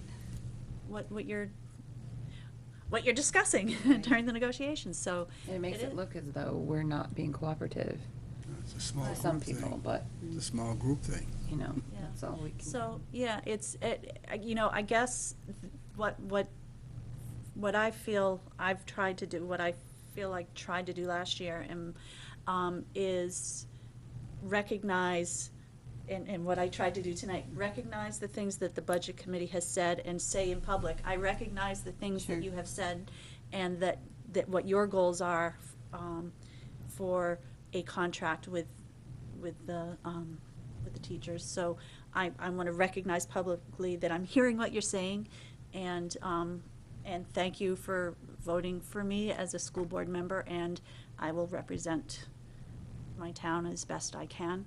So I guess That's all we can do. that's what I do, and then I try to make sure that I share everything that I can with those on the negotiation team, on the other side of the negotiation table as well, so, Right. Okay. yeah. But it is, it's The, tough. Yeah. a successful negotiation, it isn't negotiating something where you're in agreement with the bargaining unit. It's doing that and then selling it to the rank and file and the full board, and then it's selling it to the community. So all of those things need, every constituency needs to have their concerns heard. And the budget committee certainly has a big piece of that. So it's very valuable getting their input on the front end of the negotiating process. So I think it's all, it's good, but yeah, it's a frustrating, hard thing to feel like you're satisfying the needs of the community wanting information, to know that they're being heard and Right. negotiating. Would it help? I mean, I don't know. I'm just always, like, we're always trying to transparency and put things out there. I mean, in terms of just a negotiation, there are new members on the budget committee, like, every term, basically. Would it help to educate them with the ground rules that we are bound by in our negotiation process? Because I don't necessarily know if they all understand, or is that something we can do? I don't even know if we can do that. I'm just trying, to Yeah, provide so, I mean, information. I don't know. The ground rules are pretty straightforward. Well, I know. My recollection is a year ago, I think some of that was more aired, and I think certainly the chairman, Brian Hart, certainly understood understands. the parameters that guide what we can say and can't Okay. say, and, and he shared it well, I thought, with the budget Okay. committee last year. I don't know if he has yet this year, but, I mean, I don't think that's Okay. I was just wondering. not a topic that we're forbidden to talk about, but, No, I know. so if need be, happy to, I think. But it, it might be good to note that this year, if there are thoughts and ideas that anyone has that they want to share, I mean, maybe they could bring it to your attention, and you can certainly share it with the negotiation team, Sure. so that it's understood what people's thoughts are, et cetera, from the town, as we go into these negotiations, because we are representing the town, right? So, I would like to volunteer the rest of us also, that if anyone in the community, budget committee or Right. anyone, You're to somehow contact any of us, and we will relay it to those that are on the negotiating team. And I guess where I get, we're representing the town, yet we're also representing our school population and taking care of the needs of our teachers, which are critical to the education, obviously, of our kids. It's so complicated and can be so emotionally driven, obviously. But I know you represent us very well, and I thank you for sitting on the budget committee. You do a nice job. Thank you. Okay. Ready to move on to the status report of the trust funds? Okay. I do have 2 items that I'd like to add to the agenda before I get to the trust funds. I did want to update the board. We did do an RFP for the health insurance. We did get 3 bids back. So the first thing that I'd like to address the board with is to seek the approval of a $2,500 expense to hire an insurance broker consultant to do an analysis review of the RFPs and kind of make a recommendation based on that, provide us with a presentation to address the Health Advisory Committee. I think that having this third party work with the proposals that we received, it will help guide us and the health advisory, to meet a conclusion together, so that we kind of have somebody that's presenting it for us to diffuse some tension that may arise. And that health advisor would be John, who is part of the efficiency committee. Is he part of it, or is he? He's not. He My- was He was contacted. contacted through the efficiency committee. My understanding is that that there were the efficiencies committee and Linda, Jim, you were both, I think, present through part of this, so correct my memory failures. There was the hope to identify someone that could pull some information together to identify how to make the cost of insurance less. And one of the efficiency committee members at that time had a good relationship, or just recently had a business relationship with this firm, and they came with a high recommendation. And so this individual is in no way associated with Newmarket, except for that business relationship with one of the folks that was on that group. And his firm is, I guess, an insurance broker. Washington Square. Right, Washington Square, and they are, they're well-versed. It sounded like from the Efficiencies Committee discussions of things like high deductible policies and how to help self-insure the difference, and all those creative approaches that every company is talking about looking into. So he is kind of a third party, and this would be a $2,500, which is it's real money, but it's I think if we don't pay an individual like that, there's a different expectation of them that they would be paid some other way. So I think it helps him be more impartial. Because if we hire him for a purpose rather than hire him for, I guess it's kind of like I'm thinking of an analogy of a financial consultant that works based on commissions on your investments rather than is just a fee for service. Right. Is this is the same fellow that did the town's assessment of their health insurance? Yes. Yeah, okay, Yes. that's Yes. what I thought. Yeah. So, many years back when the Health Advisory Committee did a similar review of insurance and had several vendors do presentations. And I want to say this is going back like 7 years ago or something like that. We had a similar company come in, and they did the same thing. They set up meetings with all of the vendors, and the vendors came and did a presentation to the advisory committee, and then this broker kind of took the information from the three vendors and put kind of put like a spreadsheet together for us that compared the three, they compared all of the different aspects of the policies, and then of course the pricing was also part of that.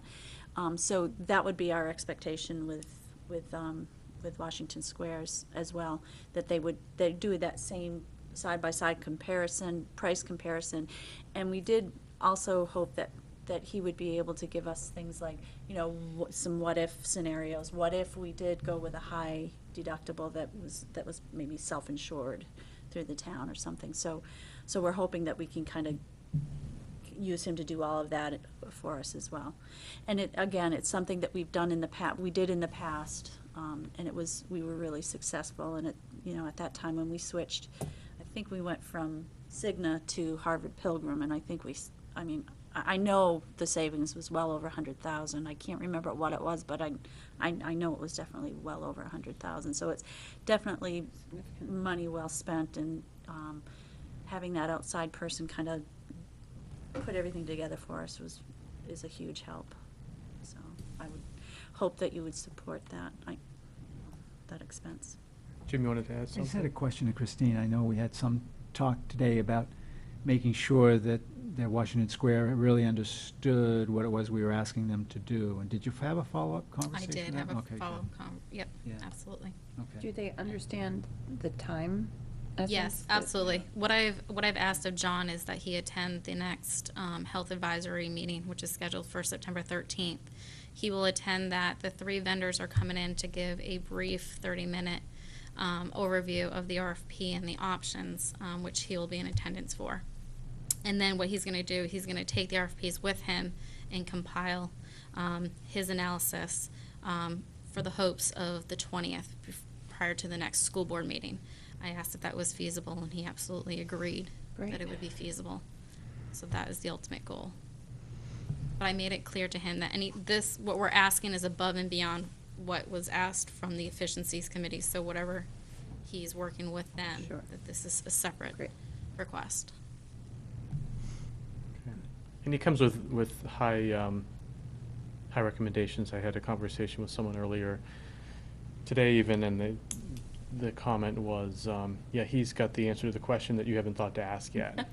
He Yeah. kind of lives and That's breathes good. that insurance Yeah. stuff. That's good. That's great. And you said he's not connected to Newmarket in any way, just through it. Okay. Right. Yeah, a former town council member used him for his business Gotcha, okay. and recommended him. And I believe last year when the town did some investigating on insurances and combining insurances possibly with the school and everything, I think they contacted like 3 or 4 different brokers, and he was kind of the last one standing. He was the one that kind of took the reins, and is that right? I Did they think use so, that? yeah. So, yeah, so this group comes pretty highly recommended. So with all that, I think, Yeah, so We- having said all Yeah, that, would. I would like to make a motion to approve the expense of $2,500 to hire Washington Square. Is that there? Washington Square. To do an insurance analysis for us. Yes. I'll second That sounds good. Yeah. further discussion? Everything but I guess. Strike that, I guess, okay. All those in favor signify by saying aye. Aye. Opposed? Thank you. I'd also like to just bring to your attention that Matt Engel and I have been working together about this efficiency committee, how the school district and the town can work together. And I kind of just wanted, I know it's small in the scheme of things, but I just wanted to let you know that we're taking baby steps. And one of the first ideas we've come up with is the postage meter. We have realized that the school doesn't have one. We currently buy stamps. We have to take time to go to the post office to do mailings. There is a postage meter downstairs in the town. They're going out currently right now to be doing an RFP to get a new one. So we've worked together that what our goal is to be is we'll be using one postage meter so that we don't have to incur an additional expense to have one upstairs. And it will help free up our employees to not be making additional trips to the post office and whatnot. So we're working together. We have some other ideas that we're brainstorming, so I just kind of wanted to update you in case it gets out there.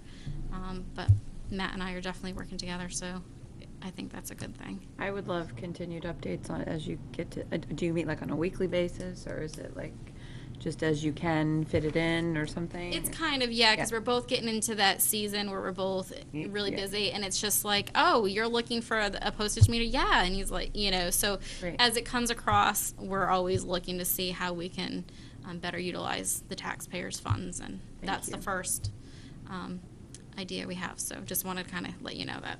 Thank you. Okay, now to the numbers. The trust fund, you all have the sheet in there. So I'll just briefly explain what you're looking at. The balance on 6/30/12, you'll see that there's really no changes. What you're seeing on the additions is the new, what we're going to call it the dual purpose fund. And you can see the definition below. It was the warrant article that you created for the construction of the new school building, renovations of existing school buildings, and the fire and life safety code compliance. Ugh. Okay, so we're just gonna, we'll be calling that the dual purpose. Yep. Okay, so that's what the additions to. It's a little confusing when you see the next column where it says paid out 12/13. The reason why it was paid out in the 12/13 was just because we actually paid it out in July. So that's, it wasn't something that we've done for really the current year, the current school year. It's just a formality that it was done in July, so it's going to show against the July statements. So you're not going to see that as the transaction in July 30th. The interest earned, the accounts payable, there's the warrant article for the $160,000, so that's just showing that if we fully expend the warrant article, the balances as of June 30th, 13, this is what we're projecting the trust funds to look like. You added, I see, we don't usually get an update, but the Newmarket School impact, is that the impact fees? The second one I down? know which one you're saying. See The, the second line? the school impact. Is that, yeah. Is that School, I think that's the Newmarket School improvement. Okay, I think that's a small Yeah, I don't grant. think that's impact It's a fees. local grant. all right. That's 'cause- not the, Yeah. So that's not really. No, that's not impact fees. That's not really a trust fund either? It's a grant? I'll have to, I was just. I don't know, to be honest with you. Okay. I can find out. Good question. That's a very good question, Kelly. Now, the other thing that is not on here, because we still haven't completed invoices, but in the dual-purpose fund, the Phase 2 ceiling repairs are considered fire and life safety, and we're taking that expense from the dual-purpose fund. Obviously, we've got to come to you and get your approval of that. Right now, that's looking like $110,000, sounded like in round numbers, right? Somewhere around Yeah, there. that's probably about accurate. No, and then the only other thing that I see coming down the road with that is that I wouldn't be at all surprised that somewhere late fall, November-ish, we may be asking for another $100,000 to continue to move forward on the next stage of fire and life safety improvements. As much as we don't want to spend money on fire and life safety, there's a good chance we may need to do some work so that if we really have to do all those fire and life safety improvements, we can be working on them next summer. And if we're going to be taking advantage of any work next summer, we have to do some design work and going out to bid. So, more to come. It's just, I'm just giving you a heads up with that. I don't really know what that's going to look like. We've actually set a meeting for early November to try and make a go, no-go decision as to what we're really doing. But we've had some preliminary discussions anyway. The first look says could cost another $100,000 to plan that out.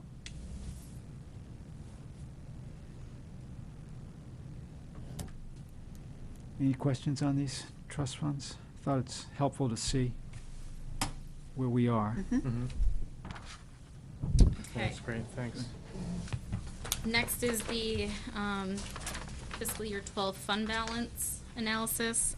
You'll see that the first column is pretty much where you want to draw your attention to. The unreserved fund balance, that's from the previous year, the surplus that you had created to put into a trust fund. The revenues versus the expenditures give us the net of the 349, 551 and 39 cents. That's your fund balance that will be turned over to reduce the tax rate.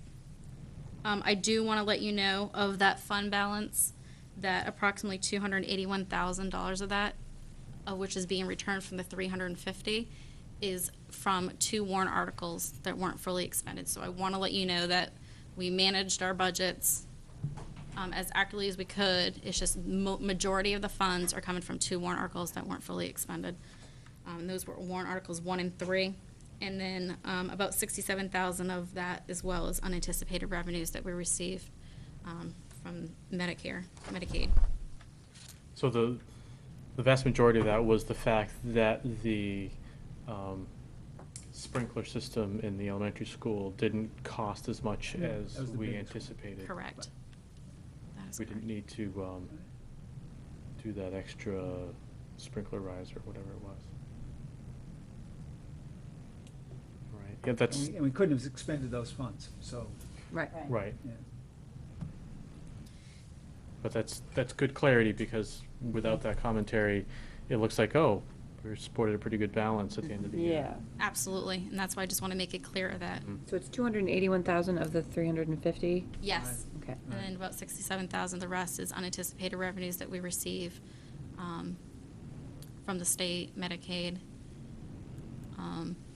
other small local revenues that we receive that we don't have the appropriation to spend.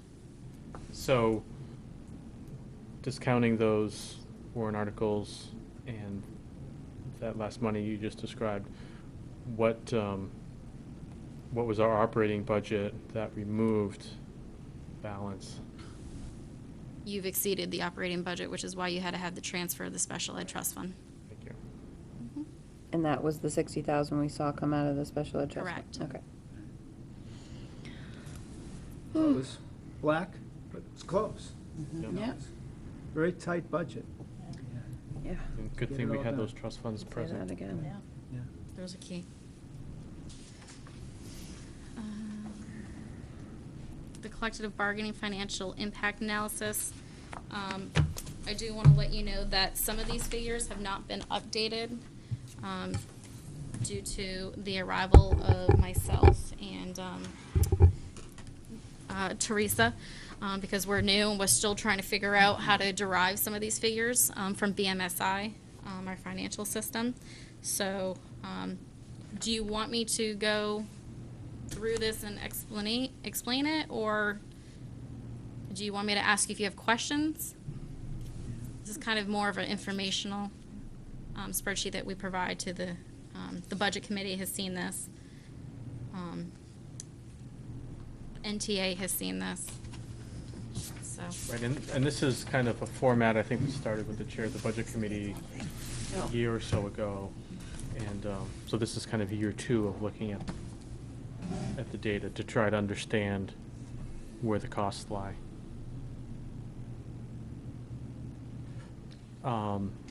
Does any input on, do you want Christine to walk us through this, or? I don't have any questions, Chad, sorry. It's fine. okay, So roll along then. sure. Okay. But The next. thank you for providing it. Absolutely. The next is the accounting software, Tyler Technologies Encode. I gave you the summary. As you can see, you have approved, it was requested and approved the $42,125 for the purchase of the software. And what I'm seeking is an additional request for the $13,400 to come from the Technology Maintenance Fund. Having arrived in what the data supports is that the explanation that I come up with is it looks like due to the fact that you were supposed to go live, with the Encode software on July 1, we didn't properly budget for the software because we thought that BMSI, we would no longer need to pay for their support services, so that those funds would be freed up to take on the Encode. But the problem was, as you know, we have not gone live yet with it, We do anticipate to go live on September 17th with accounts payable and payroll January 1. So those funds still had to be allocated to BMSI to pay for the support because we're going to be for the next year running them parallel. And then the BMSI will drop off and we'll just be running with Encode. So that's where the 13,400 was kind of an oversight because we just didn't go live on the expected date. So I could justify this in my own head as not necessarily a in-code expense, but a continued BMSI expense, really, because we're keeping the old system on longer, and therefore we've need their- already allocated money for that. Correct. We had already signed a contract with BMSI to stay on because payroll, we can't make that change. We could make the change, but it's not feasible to make that change with W-2s. We'd be sending out 2 W-2s from 2 different systems. So the logic is just to go live with the payroll in January 1. Mhm.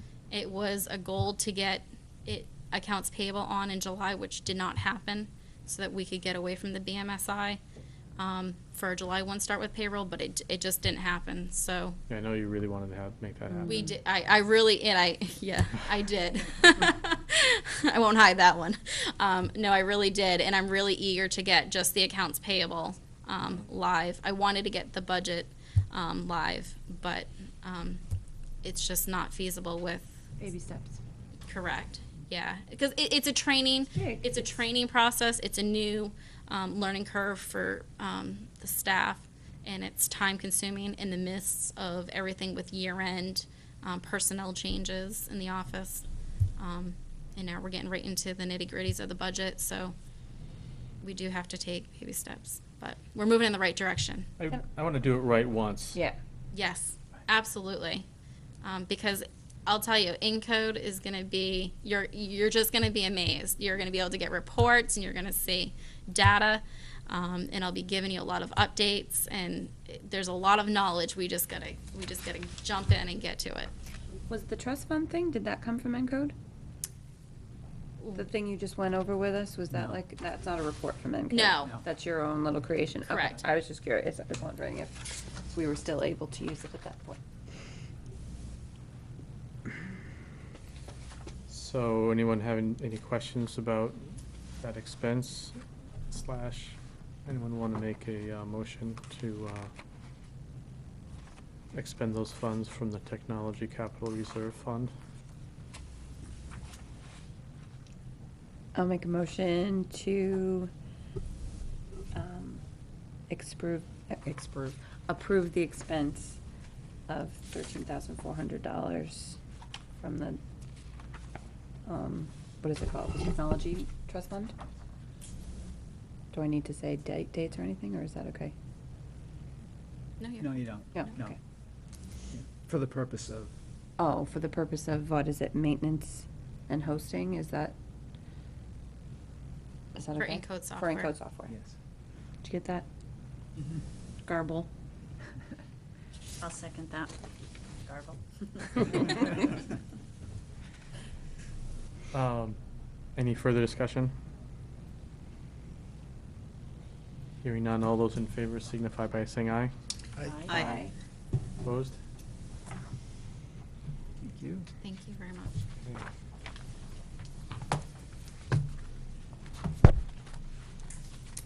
Jim, do you want me to speak to the grant Yeah, let funding me look, position? I've got some notes on it, I think. I think I Okay. got something about this. We don't have anything in our packet about the next one? No, you No. Okay. don't. I was just wondering if I was and, missing something. No. What I need you to do, and I can't, for certain student confidentiality or privacy reasons, I really can't give specifics. However, we need to request that you authorize a new position. It's titled a one-to-one integration specialist, and it'll be paid for from a special education grant.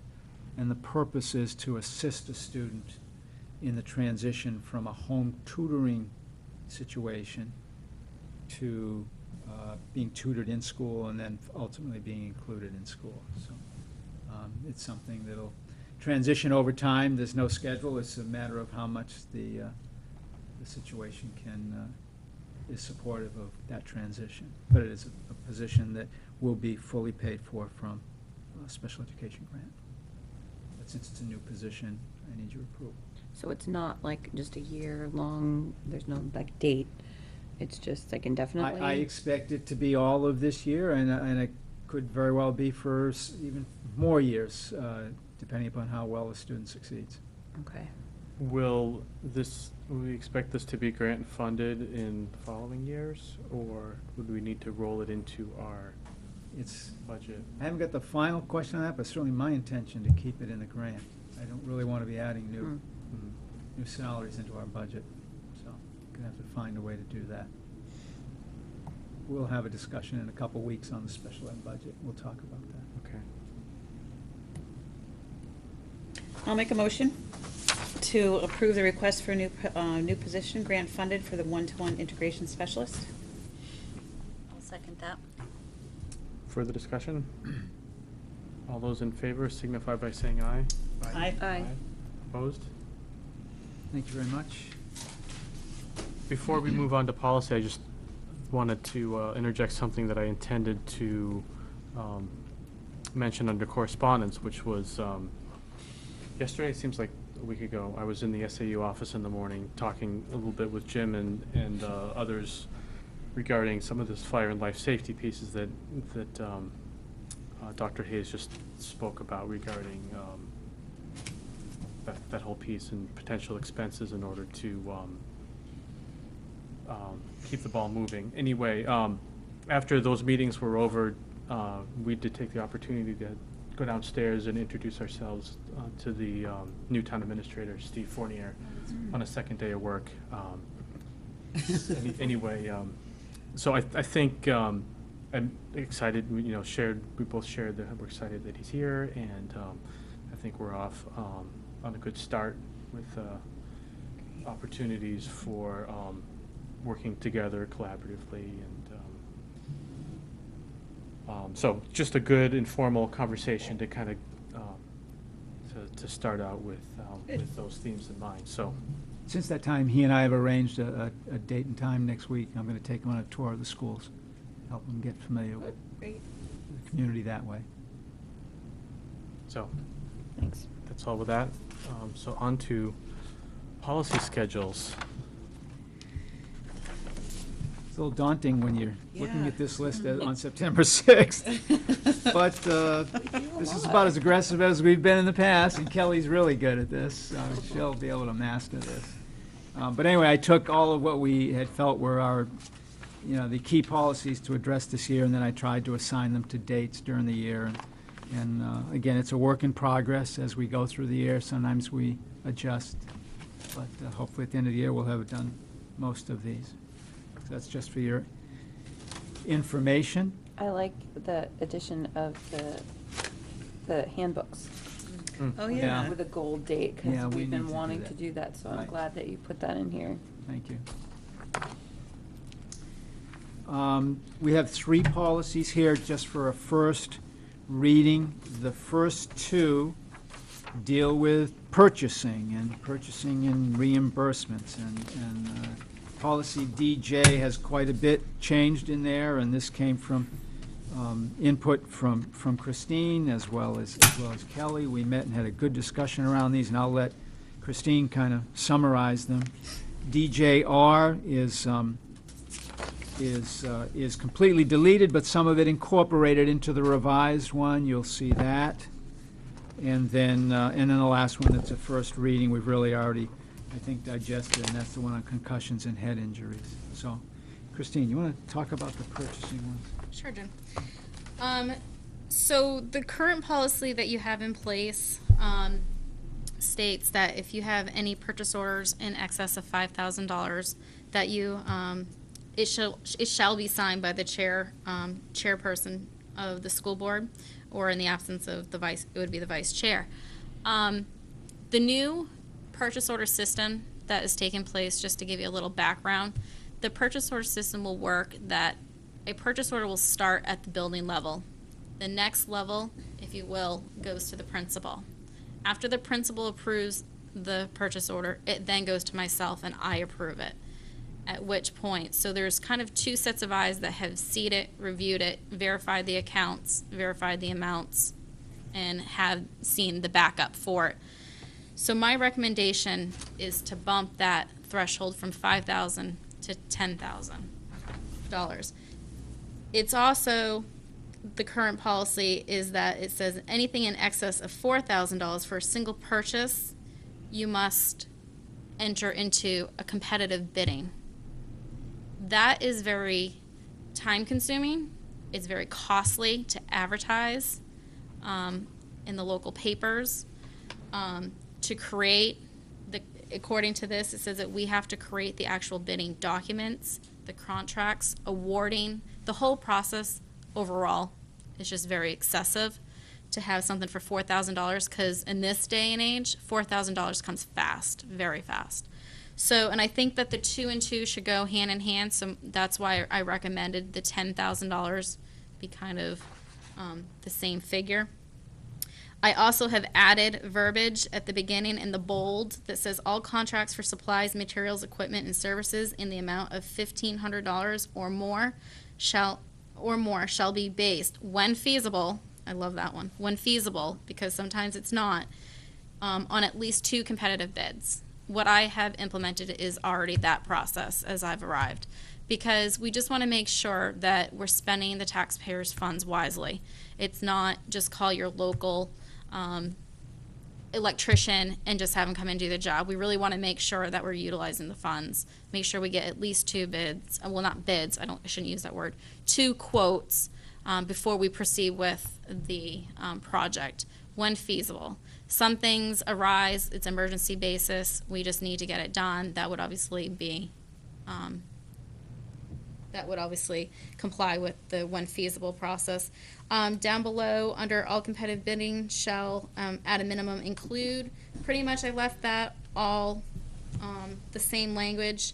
Under C, adequate, I wasn't sure what adequate meant. That could be interpreted differently, so I just took it out to state that we will, the public notice shall be issuance by the school into a newspaper publication of general circulation. Oh, here it's the Fosters, and we may, depending on what the bid entails, would seek the union leader or the Concord Martyr or whatever area we're going to get the best draw for the attention. I did want to leave in there, or is that mine? That looks like it's capital. It's I did want to note on D, when possible, all efforts shall be made to seek bids from local contractors. That's always our first choice. If they were equal, we always would hire the bidder. I just want to make sure, because that's something that's very important to me. I did strike out E, the public bid opening. That again, sometimes can be very time consuming. It can be very formal. If the bids are coming in at a 3 o'clock evening, typically we end them at the end of the day. So some people can't be there to attend those. F is extremely important, that the board reserves the right to reject any and all bids, so that you do have some recourse, that not necessarily the lowest bidder is always in the best interest for the district. I've seen that happen in my experience, so you just want to make sure that you have some rights to reject or to waive anything that need be in the formal bid process, and that you also have the rights to negotiate with the bidders if it exceeds the expectations, or if questions have arisen from the bidding process that we might have left out. And then again, it's kind of within 60 days we would execute the bid. I've recommended that we strike out everything else. It's just a little specific in terms of how we're going to do the formal process, which, as you know, you would go out, you seek a bid, drop the bid specifications, send it out, and then it'd be reviewed and returned. So I struck that out. DJR, I don't know where DJR is. DJR is kind of what the new software system is going to be doing, and some of that has changed. So I made the recommendation to delete DJR and incorporate the reimbursement requests and the company credit card procedures into DJ. So that's why you'll see those at the bottom.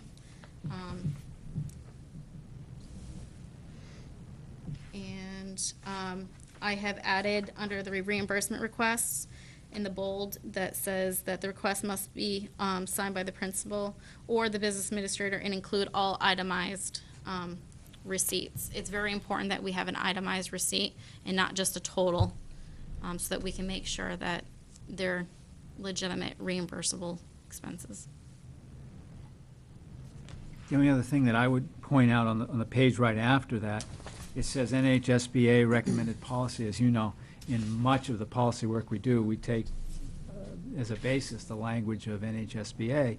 And I thought it was very interesting to see what they recommended. And the reason what you basically see there is really nothing in the law which dictates us doing any of these things that Christine just spoke about. So it's, it's self-imposed, it's good practice, but there's nothing in the law that compels you to do any of that. And I thought it'd be interesting for you to see that. Obviously, that's not going to become part of our policy.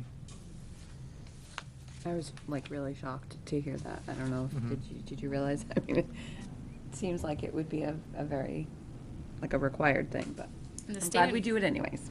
And as well as the state of New Hampshire doesn't have a procurement law, so that's another issue. So you kind of just want to have a little bit more, we wanted to expand on what NHSBA was saying. And so that's why I made the recommendations I did. Just try to make it feasible for the district and for the taxpayer. At the top of the document, under purchasing, the bolded part, you said when feasible on at least two competitive, you said not bids, quotes. Do you want to change the word bids to quotes? I do, because I just want to, I saw that, and I did want to change that because I didn't want to make it sound like it's a formal process.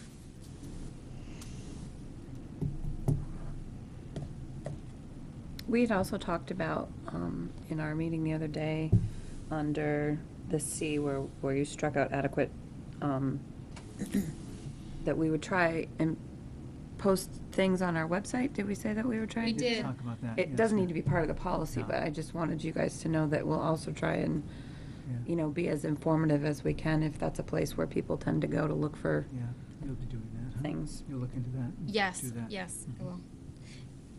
Who's the webmaster again? Sorry, I don't know who Uh, everybody is We yet. would work with Kathy Lombard. Kathy Lambert. I can Okay. give you her email address. It's Okay. always by email. No, I just want to make note to who I need to speak with. Yeah. Looks good. Looks more straightforward, and I think the numbers that you've presented make common sense. Yeah. I'm curious what the, on the town side, what their limits are. Mm. You know? I recall one discussion where I thought the threshold was $5,000. I think they're That same just place might where be we an were. interesting discussion to maybe have with Matt to see Yeah. where they are. Because again, with the consistency thing, we may Right. want to make Great sure that point. we're. Yeah. When Cliff and I met with Steve Fournier, one of the topics was around policy development, and that was an area of interest that he had, and we talked about working together. So it might be good if we compared notes Mhm. Yeah. on this. Might be a good one to start with. Right. Right.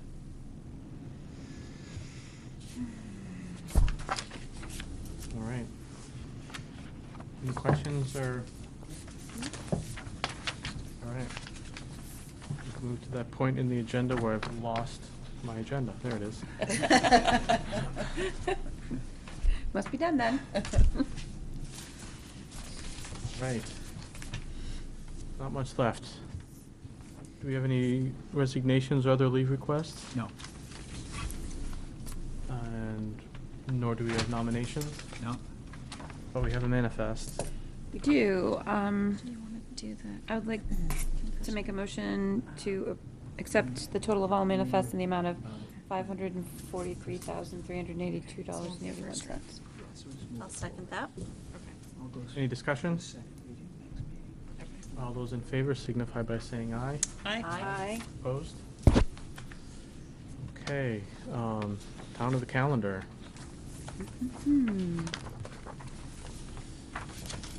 We also have an enrollment report. And any questions regarding that as well?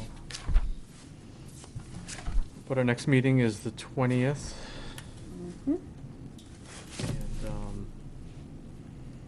you said there's a health benefits study committee between now and then? On the 13th? On the On the 13th. 13th.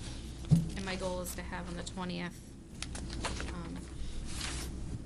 a review of the RFPs from the broker. And the tours would be on the 25th. That's right.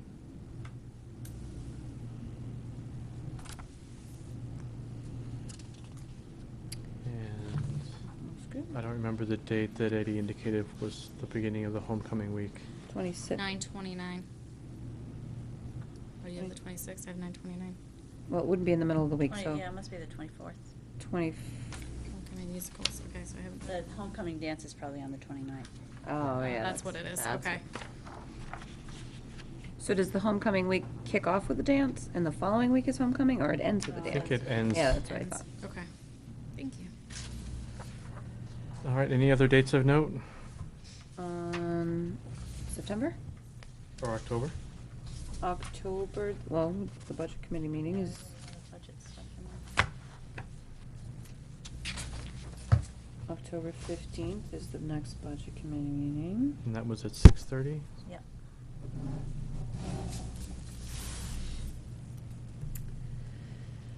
All right. Good to know.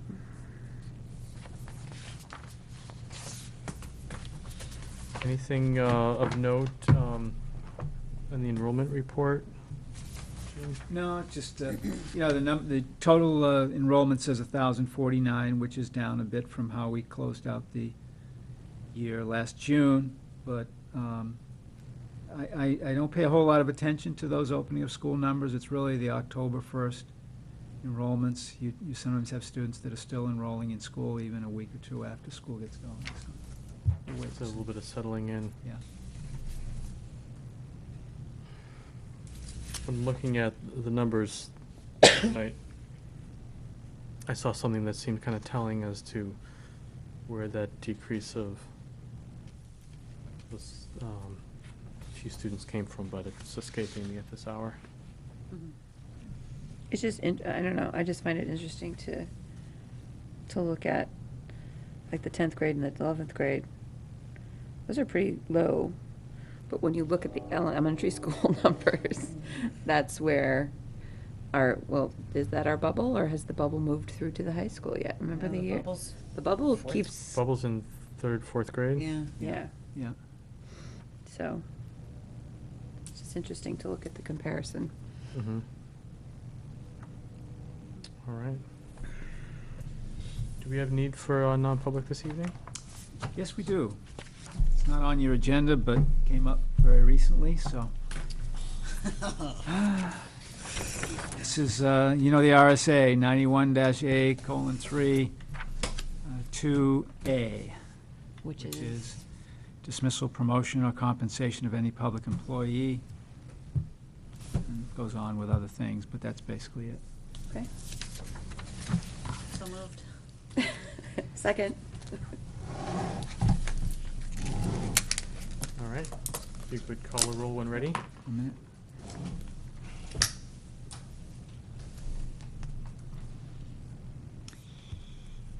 Okay, Cliff Chase. Aye. Meg Laney Moore. Aye. Kelly Foster. Aye. Chet Jablonski. Aye. Linda Montagani. Aye. Good.